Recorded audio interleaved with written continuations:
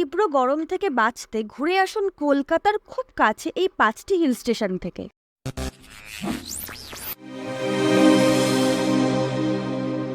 Number 5, Darjeeling. বাঙালির সবচেয়ে প্রিয় এই দার্জিলিং থেকে আপনারা ঘুরে আসতে পারেন খুবই কম খরচে।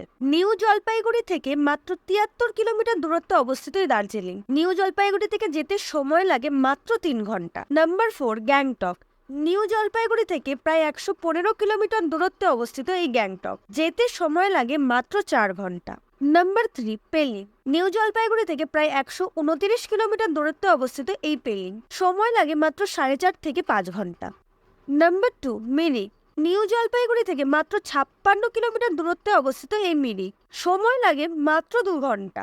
Number 1, north Sikkim. আমাদের সবার প্রিয় এই নর্থ সিকিমে যেতে হলে সবার আগে আপনাকে যেতে হবে গ্যাংটক।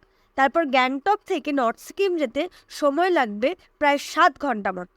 এই রকম আরও ভিডিও পেতে আমার চ্যানেলটিকে সাবস্ক্রাইব করুন।